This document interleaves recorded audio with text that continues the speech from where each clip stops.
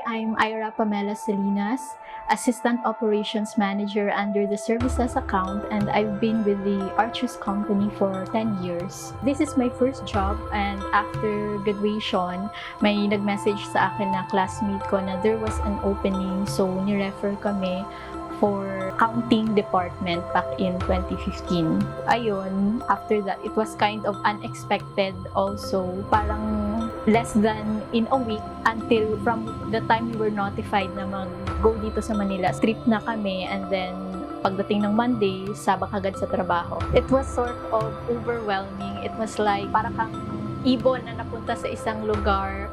You have little to almost no idea of what is the culture here in Manila, although na nakikita mo naman sa television, and also wala kang masyadong friends. So parang nilagay ka sa isang situation wherein you have to conquer your fears and your inhibitions and all those things na mga nagho-hold back sa'yo. Conquer mo yon, and then you enter into the door of growth and opportunities. To be honest, I wasn't expecting myself na tatagal, so it wasn't the corporate setup na ine-expect natin. At that time, back in 2015, yung setup pa ng office is parang bahay. Actually, nung pumasok kami sa door nun, ang akala ko talaga na office namin is yung Jehovah sa background, which is hindi pala. So, tama ba to yung pinasok ko? But over time, I kind of adapted to the environment, and if I have to say na hindi pala nasusukat yung ganda ng isang company based on the physical aspect, like it doesn't have the setup na cubicle style, you wear corporate outfits, but the growth and the opportunities that they offer the employees is what matters. These three aspects stand out, makes Archus stand out from other companies. So number one is the culture, number two are the bosses, and number three are the growth opportunities. So number one, the culture. Here at Archus, we are molded not only to grow professionally or in terms of our career. The employees are taught to grow holistically, and by holistic I mean in all aspects of their being, from physical, mental, emotional, spiritual. There are activities, events designed to help employees grow in those aspects. So kapag inabsorb mo yon, yung mga learnings na yon, your growth does not only happen in your career inside the workplace, but also it transcends in your personal life that you could bring to your home, to your families, and to your different relationships. So secondly, our bosses, just to give a recent example lang, I think this was last month, wherein we had a meeting with one of our bosses, Ma'am Lisa Villarosa, wherein she reminded us to be patient, alagaan yung mga employees. So coming out from that meeting, what my takeaway was, I was inspired to do better as a leader. So, malalaman mo talaga na they care about their employees because napagdaanan nila yon. They cannot teach something that they haven't learned. So, ayun, they teach you to be better leaders. And lastly, the growth. As I have said, what you learn does not just happen on your workplace. Your learnings come from different areas that you could apply in all the other aspects of your life. I have had people in my life who are like angels to me. So those people who have been good to me, who have provided opportunities for me, who have vouched for me, I think they're one of my inspirations. So I want to pay it forward, maybe not directly to them, but to the team that I am currently handling right now. So with this team of 24 people, I feel and I notice their skills, their fire, their hard work. And when you have those kinds of people, it's like you have no other options but also to give your best as a leader, to give them the best service that you could have. And like I've said, I want to mold them the way that I was molded to, because you know the saying that leaders create more leaders. So that's essentially one of my goals. Being here for a decade now, I'd say it is a home. So where there is family, there is home.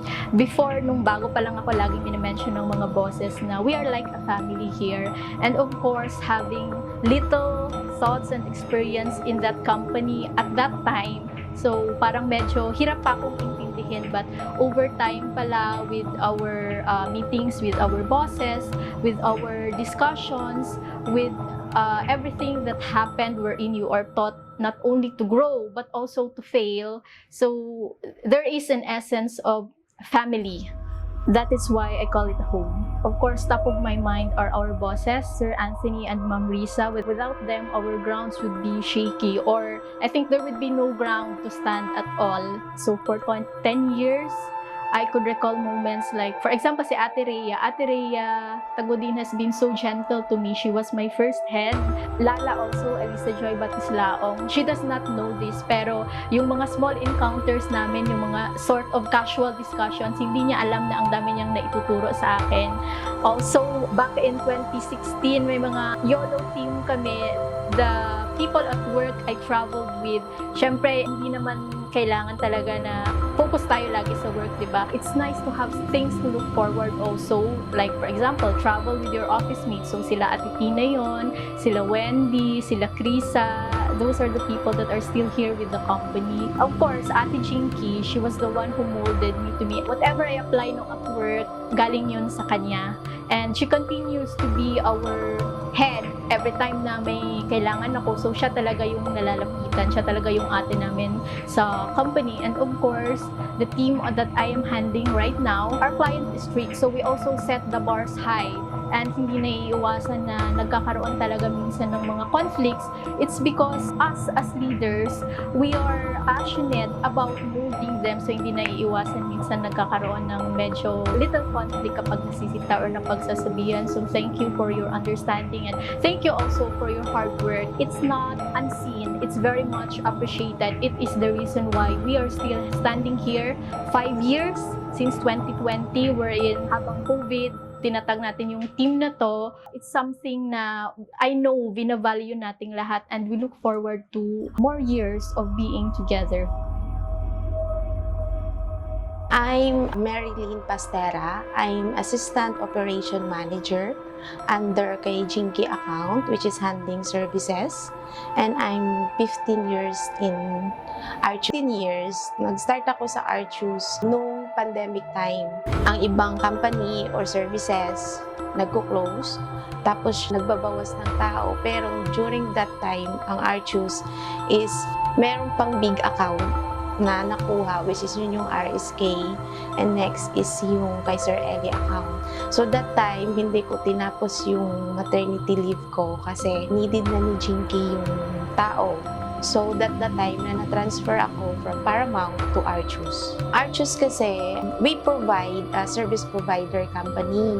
So una, we offer to our client, which is yung accounting, compliance, and legal service. So, kami, we provide accounting service to our client. Siyempre, it's my honor and bless. This is my first job and last job yung Archus. So, from graduate ko sa college, dito na ako nag-start as accounting staff. Bali, ang sinasabi nga lagi ni Ma'am Breeze, 10% of na na-study mo sa college is ma-apply mo sa work. The rest, experience na.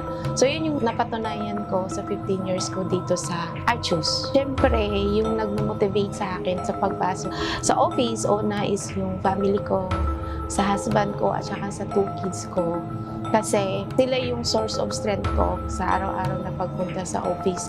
Pangalawa, yung Archus, which is yun kasi yung nagbibigay sa akin ng trabaho, which is yun yung nagpo-provide sa family ko in terms financially.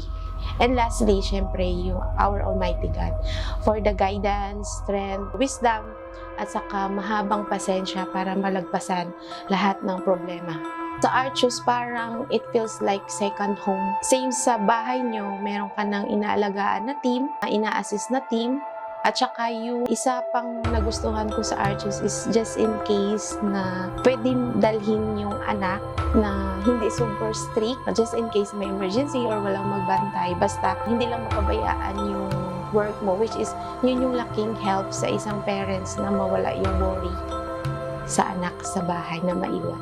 Perfect and complete. Complete kasi parang complete package na kami mag-offer sa client, which is nandun na yung system, pagbuo ng accounting process, at saka perfect kasi parang perfect match ng client. Una, ang gusto kong pasalamatan is yung the management, which is yung ating big boss. Una, si Sir A, si Ma'am Riz. Thank you at nandito pa rin ako sa Archus na merong trabaho at saka maka-provide pa rin ako sa family ko.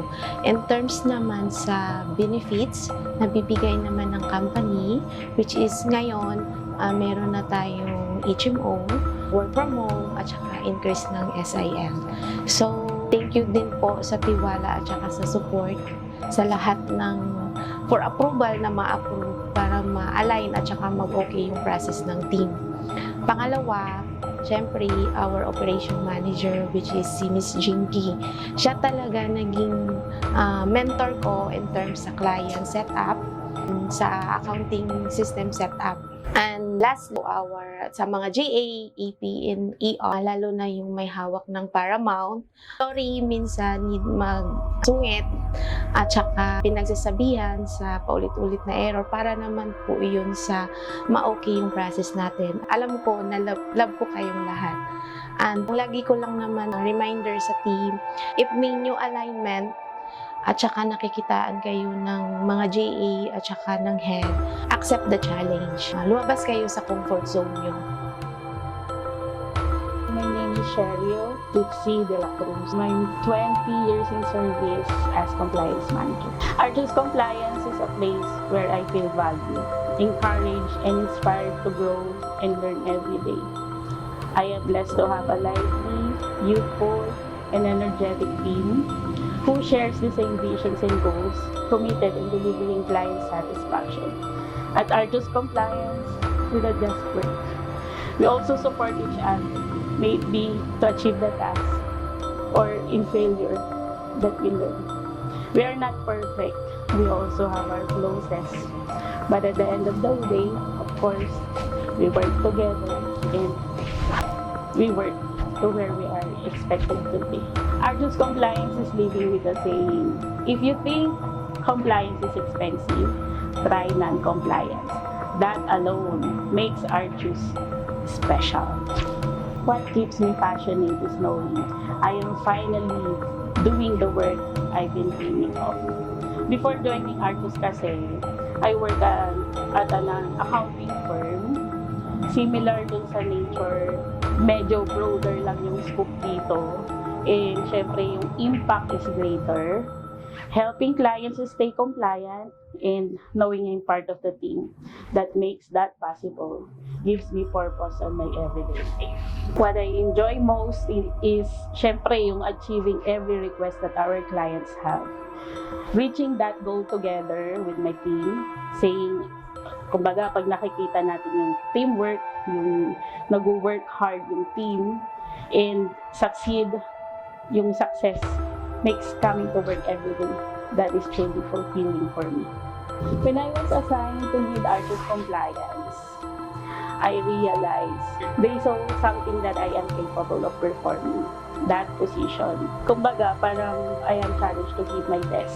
Kasi nga, parang pinagkatiwala nila yung position na yun for you. So, parang thinking of that, I know I'm not also perfect. Pero yung willingness ko to learn and to lead the team talaga through every challenges made me truly love what I do. Archus Compliance, my home. It's a big part of who I am today. And it's a place where I truly belong. The place I can truly feel that I am worthy. And it is the place that I know I can give my all. Of course, yung good salary helps, di ba? But it's more of purpose to fulfill my duties and responsibilities with my team. With the management and the client that keeps me motivated every day. When teamwork turns what impossible, it turns into reality. That is something I'm so very proud of. Honestly, hindi lang siya yung isang project. It's the everyday moments. Even when deadlines are tight, challenges arises, I see the team come together, support each other, and deliver results.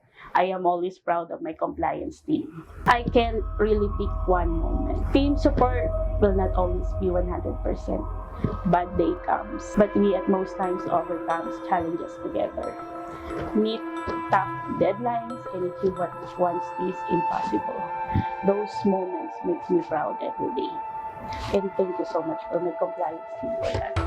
For me, it's a privilege to have witnessed Archus grow from the very start to what it is today.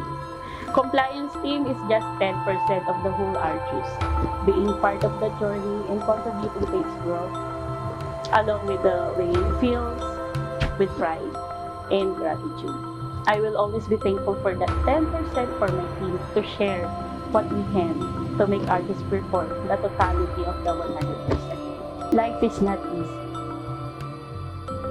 Patience is always at risk. Trust is another issue. You will be hated at most times, and you will be challenged in every decisions, implementations that you make. But life must move forward. I am thankful for those who trust that I can, and still thankful for those who are not. For I should always believe in myself. For not everyone is good. Everyone is. And sometimes, that feeling of hate, it hurts the most. Team support, kanina sinabi ko din, will not always be 100%. I must stand strong and be able to deliver expectations and deliverables. This is my duty, my responsibility. And last, 365 days in a year will not always be a happy days. But all that comes with that 365 days are days that I will be thankful for God still gives me the life to live my purpose.